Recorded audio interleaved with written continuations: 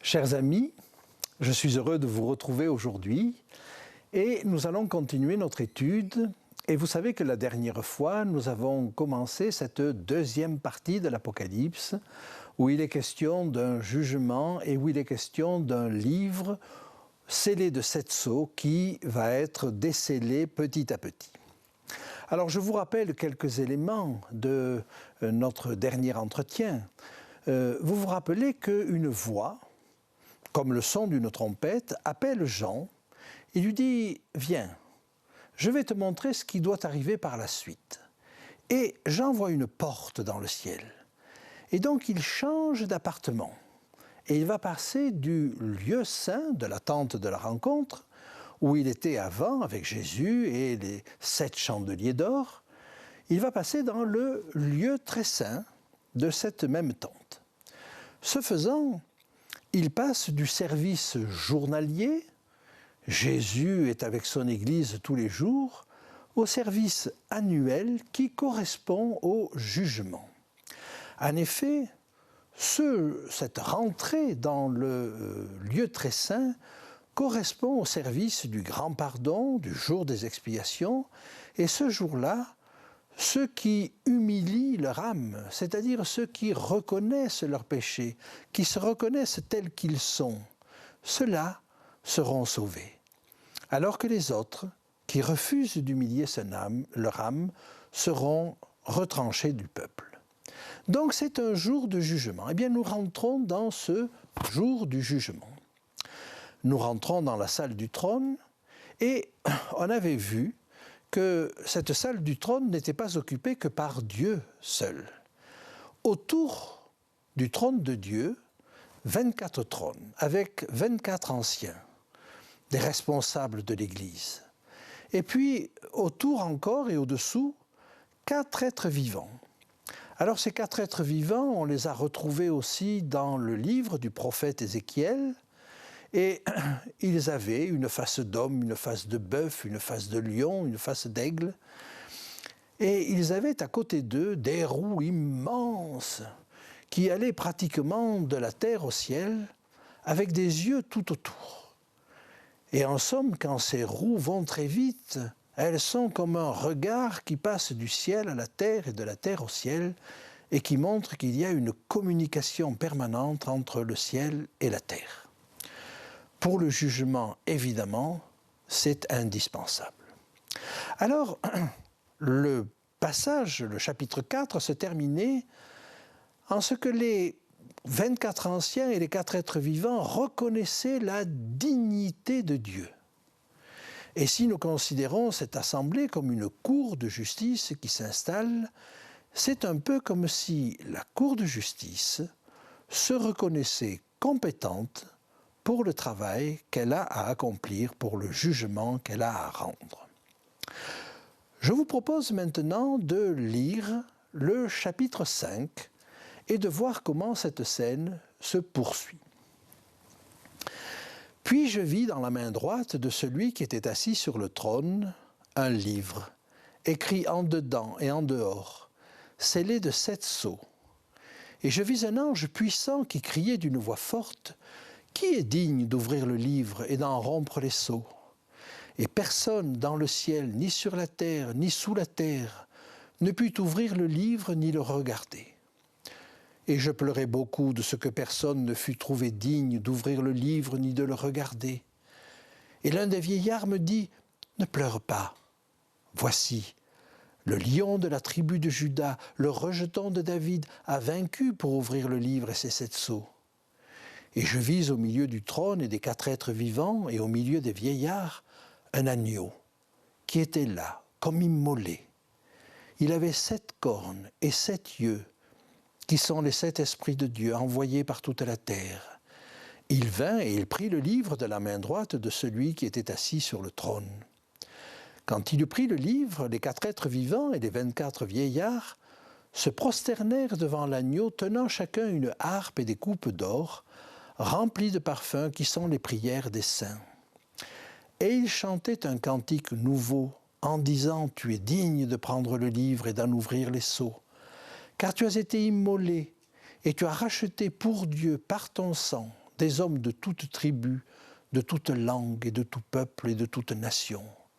Tu as fait d'eux un royaume et des sacrificateurs pour notre Dieu, et ils régneront sur la terre. » Je regardai et j'entendis la voix de beaucoup d'anges autour du trône et des êtres vivants et des vieillards, et leur nombre était des myriades de myriades et des milliers de milliers.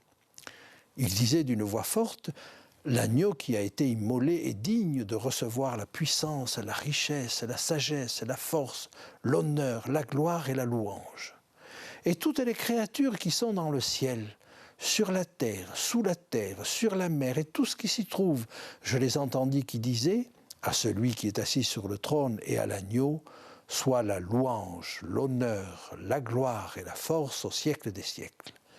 Et les 4 êtres vivants disaient Amen, et les vieillards se prosternèrent et adorèrent.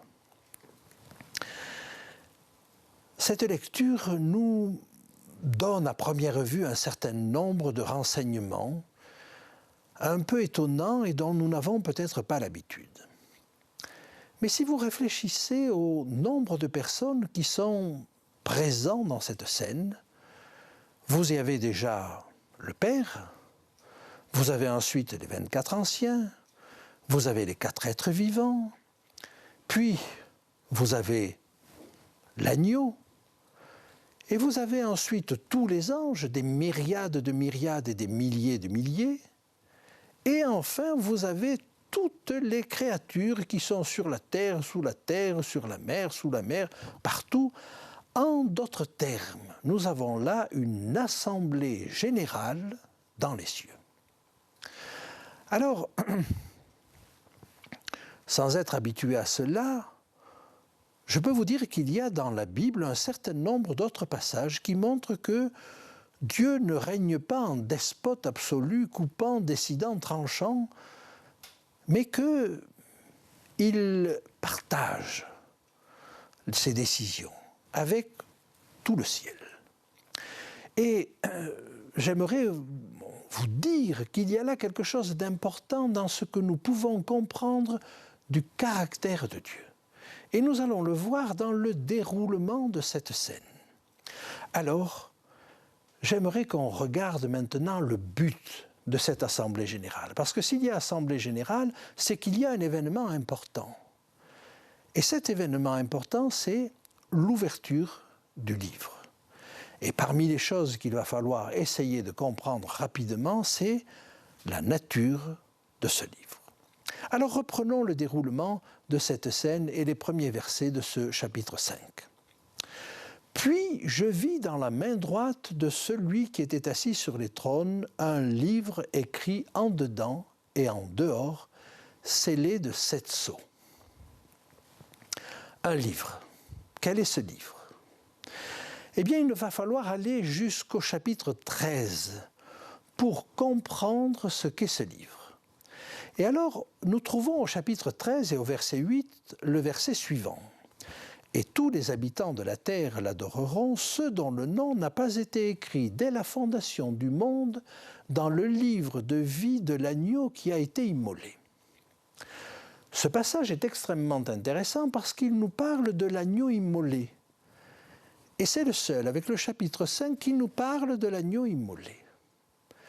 Et il nous dit également qu'il y a là un livre qu'on appelle le livre de vie de l'agneau immolé. Il s'agit donc du livre que l'agneau immolé a reçu au chapitre 5. Mais détail intéressant, il l'appelle le livre de vie. Ce qui est un peu plus gênant dans le verset que nous venons de lire, c'est que ce livre a été écrit dès avant la fondation du monde. Alors dire qu'il a été écrit dès avant la fondation du monde veut dire qu'il a été écrit avant même qu'aucun de nous existe. Et Dieu montre par là qu'il savait à l'avance ce que serait la destinée de chacun d'entre nous. Est-ce qu'il veut nous dire par là qu'il y a prédestination? Est-ce que ça veut dire que le sort de chacun est arrêté dès avant la fondation du monde? J'aborderai cette question un petit peu plus tard dans notre prochain entretien à travers les doubles documents. Mais en attendant, je vais vous donner quelques renseignements supplémentaires sans résoudre complètement aujourd'hui ce problème-là. Un deuxième texte nous est précieux pour comprendre ce qu'est ce livre. Il se trouve au chapitre 17, toujours de l'Apocalypse. Je suis au verset 8. « La bête que tu as vue était, elle n'est plus, elle doit monter de l'abîme et aller à la perdition. Et les habitants de la terre, ceux dont le nom n'a pas été écrit dès la fondation du monde dans le livre de vie, s'étonneront en voyant la bête. » Je retiens simplement ce qui a trait au livre de vie, et vous voyez que ce texte-là nous confirme qu'il y a bien un livre de vie écrit dès avant la fondation du monde. Alors, nombreux sont les textes qui nous parlent du livre de vie. Et on imagine le livre de vie comme une liste de noms, mais évidemment, si tout est écrit, comment peut-on changer quoi que ce soit? Voyons quelques-uns de ces versets. On en parle déjà en Exode, le deuxième livre écrit par le prophète Moïse. Exode au chapitre 32, versets 32 et 33. Et là, le prophète Moïse est fatigué. Il est fatigué de tous les problèmes que lui pose ce peuple désobéissant. Et il dit, pardonne maintenant leurs péchés, sinon efface-moi de ton livre que tu as écrit. L'Éternel dit à Moïse, c'est celui qui a péché contre moi que j'effacerai de mon livre. Et par conséquent, ce texte nous dit qu'il y a un livre de vie avec des noms écrits, mais qu'on peut être effacé de ce livre-là. Le roi prophète David en parle aussi. Et dans un psaume, le psaume 69, au verset 28, il dit ceci, « Qu'il soit effacé du livre de vie et qu'il ne soit pas inscrit avec les justes. » Il parlait de ses ennemis. Nous trouvons aussi dans le livre du prophète Daniel, à la fin de son livre, au chapitre 12 et au verset 1er, l'information suivante. « En ce temps-là, se lèvera Michaël, le grand chef, le défenseur des enfants de ton peuple, et ce sera une époque de détresse telle qu'il n'y en a point eu de semblable depuis que les nations existent jusqu'à cette époque. En ce temps-là, ceux de ton peuple qui seront trouvés inscrits dans le livre seront sauvés. » Dans le Nouveau Testament aussi, on en parle. Laissez-moi vous citer deux textes. Un qui se trouve sous la plume de l'apôtre Paul dans la lettre aux Philippiens, au chapitre 4 et au verset 3. « Et toi aussi, fidèle collègue, qui, je te prie de les aider, elles qui ont combattu pour l'Évangile avec moi et avec Clément et mes autres compagnons d'œuvre, dont les noms sont dans le livre de vie. » Et enfin, dans le livre d'Apocalypse, dans la lettre à Sardes, nous ne l'avons peut-être pas relevé suffisamment, mais au chapitre 3 et au verset 5, nous lisons ceci. « Celui qui vaincra sera revêtu ainsi de vêtements blancs, je n'effacerai point son nom du livre de vie, et je confesserai son nom devant mon Père et devant ses anges. » Alors, maintenant, il nous faut voir quel va être le devenir de ce livre. Il apparaît d'abord dans la main de celui qui est assis sur le trône, le Père. Et la scène pourrait se dérouler extrêmement simplement. Il pourrait donner ce document au Fils. On sait, et Jésus l'a dit, que le Père a remis tout jugement au Fils. Eh bien, d'une certaine manière, il le lui remet en lui remettant ce livre. Mais ça ne se passe pas ainsi. C'est un ange qui crie à la cantonade, c'est-à-dire à toute la société céleste. Qui est digne d'ouvrir le livre et d'en rompre les sceaux? Silence, chacun se regarde, personne n'est digne, personne ne se juge digne d'ouvrir le livre. Et Jean alors est extrêmement inquiet et il pleure. Pourquoi pleure-t-il? Parce que si personne ne peut ouvrir le livre, alors ça veut dire que personne ne sera sauvé. À ce moment-là, un des anciens se tourne vers Jean et lui dit « Ne pleure pas. Le lion de la tribu de Juda, le rejeton de David, a vaincu pour ouvrir le livre et ses 7 sceaux. » Et là, Jean est certainement soulagé et il s'attend à voir un lion ou le rejeton d'Isaïe, le rejeton de David. Alors nous allons essayer de comprendre maintenant ce que peuvent vouloir dire ces expressions. Pour ce qui est du lion de Juda, il nous faut aller dans le livre de la Genèse. Et dans le livre de la Genèse, quand Jacob donne sa bénédiction à ses enfants, à ses 12 fils, il s'arrête tout particulièrement sur Juda et il prononce ces paroles prophétiques. « Juda est un jeune lion. Tu reviens du carnage, mon fils. Il ploie les genoux. Il se couche comme un lion, comme une lionne. Qui le fera lever ?» Ce texte se trouve dans le livre de la Genèse au chapitre 49 et au verset 9. Et donc Juda est comparé à un lion. Mais Jésus est un descendant de Juda. Juda, sans être l'aîné, est celui qui a le sceptre, c'est-à-dire celui qui va avoir l'autorité. Et le roi David est issu de la lignée de Juda. Mais Jésus lui-même est issu de David. Maintenant, en ce qui concerne le rejeton de David, alors nous trouvons un texte extrêmement intéressant dans le livre du prophète Ésaïe, au chapitre 11 et à partir du verset 1er.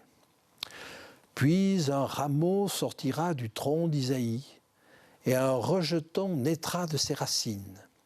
L'Esprit de l'Éternel reposera sur lui, esprit de sagesse et d'intelligence, esprit de conseil et de force, esprit de connaissance et de crainte de l'Éternel. » Nous avons là déjà un texte intéressant parce que le rameau qui sort du tronc d'Isaïe, Isaïe, ce n'est pas le prophète Ésaïe, c'est le père de David.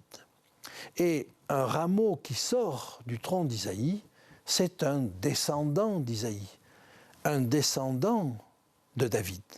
Et donc il s'agit de Jésus. Et le texte est en train de nous dire, le texte d'Apocalypse est en train de nous dire, ce rejeton d'Isaïe, c'est Jésus. Et la deuxième chose intéressante dans ce texte, c'est que l'Esprit est cité 7 fois. Je vous le montre. L'Esprit de l'Éternel reposera sur lui, esprit de sagesse et d'intelligence, esprit de conseil et de force, esprit de connaissance et de crainte de l'Éternel. 7. Or, un petit peu plus loin dans le texte, que voyons-nous?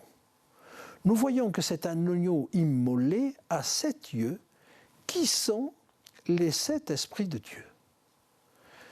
Et ces 7 esprits de Dieu font certainement allusion à ce texte d'Ésaïe aussi. C'est la plénitude de l'esprit, bien entendu. Mais on comprend qu'il y a besoin de tout cela pour juger. Et c'est ce que nous dit d'ailleurs la suite du texte d'Ésaïe. Il respirera la crainte de l'Éternel. Il ne jugera point sur l'apparence. Il ne prononcera point sur un oui-dire, mais il jugera les pauvres avec équité et il prononcera avec droiture sur les malheureux de la terre. Il frappera la terre de sa parole comme d'une verge, et du souffle de ses lèvres il fera mourir le méchant. La justice sera la ceinture de ses flancs, et la fidélité la ceinture de ses reins. Ne voulez-vous pas être jugé par un tel juge qui a un tel esprit, un tel regard sur les hommes, qui voit tout? C'est cela le sens des yeux, mais qui a un esprit plein, entier, et qui sait discerner le méchant de celui qui agit avec droiture, avec justice, ou du moins qui le cherche de tout son cœur. Et donc nous voyons là le personnage qui va être la solution au problème. C'est lui qui va pouvoir ouvrir le livre. Et maintenant que chacun sait qu'il va pouvoir ouvrir le livre, chacun va le reconnaître dans sa dignité. Alors examinons la suite du texte et voyons comment les choses se présentent. Et je vis au milieu du trône et des 4 êtres vivants, et au milieu des vieillards, un agneau qui était là comme immolé. Il avait 7 cornes et 7 yeux, qui sont les 7 esprits de Dieu. Il me faut maintenant vous parler des 7 cornes. Pour un Hébreu, la corne est synonyme de force. Par exemple, le psalmiste David, voulant exprimer sa reconnaissance à Dieu, dit « Dieu est ma corne ». Et cela signifie « Dieu est ma force ». Et souvent on traduit « Dieu est ma force » et on le comprend, mais le texte original dit « Dieu est ma corne ». Et on comprend que dans une corne se trouve toute la force de l'animal.